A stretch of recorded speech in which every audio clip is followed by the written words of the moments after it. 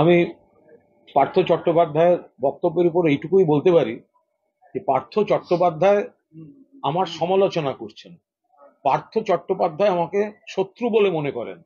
ফলে পার্থ চট্টোপাধ্যায়ের মতো একজন কুৎসিত ঘৃণ্য তোলাবাজ অপরাধী যে চাকরি বেচে কোটি কোটি টাকা তুলেছে, যে দলকে এবং সরকারি পদের অপব্যবহার করে যোগ্যদের চাকরি বেচে এই কেলেঙ্কারির অন্যতম কিংপিন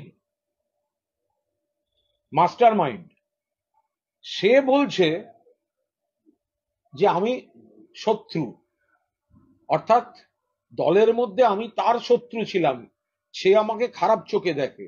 এটা তো আমার সততা, আমার সঠিক অবস্থান, আমার স্বচ্ছতা, আমার দলকে শুদ্ধিকরণের প্রক্রিয়ায় নেতৃত্বকে সহযোগিতা করার যে ভূমিকা, সেটাই প্রমাণিত হচ্ছে।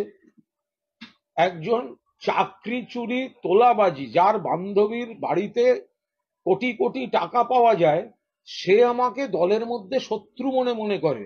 এই শত্রুতা আমি স্বাগত জানাচ্ছি। এটা আমার বড় ক্যারেক্টার সার্টিফিকেট। পার্থ চট্টোপাধ্যায় যদি আমার আজকের দিনে দাঁড়িয়ে সুখ্যাতি করতেন, এবং সেক্ষেত্রে আমি মনে করতাম সেটা আমার পক্ষে লজ্জা। পার্থ চট্টোপাধ্যায় তার বাড়িতে, তার বান্ধবীর বাড়িতে যে কোটি কোটি টাকা পাওয়া গিয়েছে, চাকরি বিক্রি করার টাকা, শিক্ষামন্ত্রীর পদে বসে চাকরি বিক্রি করার টাকা, সেই পার্থ চট্টোপাধ্যায় যদি কুণাল ঘোষকে শত্রু বলেন, প্রতিপক্ষ বলেন, খারাপ বলেন, তাহলে পার্টির মধ্যে কুণাল ঘোষ যে সঠিক পথে ছিল সেটা প্রমাণিত হয়। এই ক্যারেক্টার সার্টিফিকেট দেওয়ার জন্য আমি পার্থ চট্টোপাধ্যায়কে ধন্যবাদ এবং অভিনন্দন জানাচ্ছি। পার্থ চট্টোপাধ্যায় তার মতো চাকরি বেচার মাস্টার মাইন্ড, তিনি যদি আমাকে শত্রু বলেন, আমাকে তার অপছন্দের বলেন, সেটা তো ভালো কথা। তার মানে এই চাকরি বেচা পার্থ চট্টোপাধ্যায়, কোটি কোটি টাকার তোলাবাজির পার্থ চট্টোপাধ্যায় যে চক্রে কুণাল ঘোষ ছিল না, এবং এদের বিরোধিতা করে বলেই কুণাল ঘোষ যুগে যুগে খারাপ হয়, এটা তো আজকে প্রমাণিত।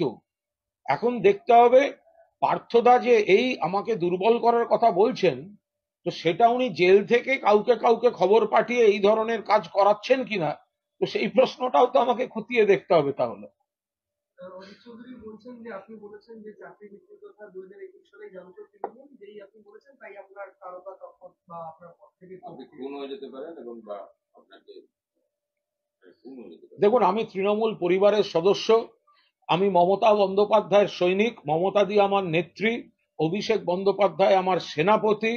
আমি তৃণমূল কংগ্রেস পরিবারের সদস্য। কোন পদ থাকলো কোন পদ থাকলো না এটা আমার কাছে ম্যাটার করে না। আমি তৃণমূল কংগ্রেসের কর্মী, আমি তৃণমূল কংগ্রেসের সমর্থক ছিলাম, আছি, এবং আমি সেভাবেই কন্টিনিউ করতে চাই। এর বাইরে এ বিষয়ে আমার কোনো বক্তব্য নেই। আমি মনে করি এবার তৃণমূল কংগ্রেস 30 থেকে 35টি আসন পাবে। মমতাদি পরিশ্রম করছেন, অভিষেক পরিশ্রম করছে, লক্ষ্মীর ভান্ডার আর 100 দিনের টাকা, এটা সুইপ ঝড় চলছে। ফলে কোনো কোনো ইস্যু যেগুলো আমাদের মনে হয় সেগুলো ব্যক্তি কুণাল ঘোষ বা কুণাল ঘোষের মতো 100 জনও এই ভোটে কোনো প্রভাব ফেলবে না। ফলে আমি যে অংশটুকুর কিছু বক্তব্য আছে সেটা দলের মঙ্গলের জন্য। আমি তৃণমূল কংগ্রেসের বাইরে কিছু ভাবছি না। তবে এই যে আমরা জিতবই, এটা ফ্যাক্ট। তৃণমূল জিতবে, লক্ষ্মীর ভান্ডার জিতবে, মমতাদির উন্নয়ন জিতবে, মমতাদির পরিশ্রম জিতবে।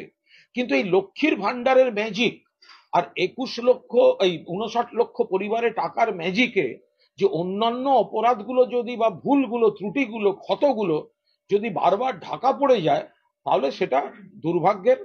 আমার পূর্ণ আস্থা আছে মমতা বন্দ্যোপাধ্যায়ের উপর, অভিষেক বন্দ্যোপাধ্যায়ের উপর। তারা নিশ্চয়ই এই জয়ের পর গোটা বিষয়টা খতিয়ে দেখবেন। বিমান বসু একটি প্রশ্ন তুলছেন যে দলের কর্মী কুণাল ঘোষ জানতেন যে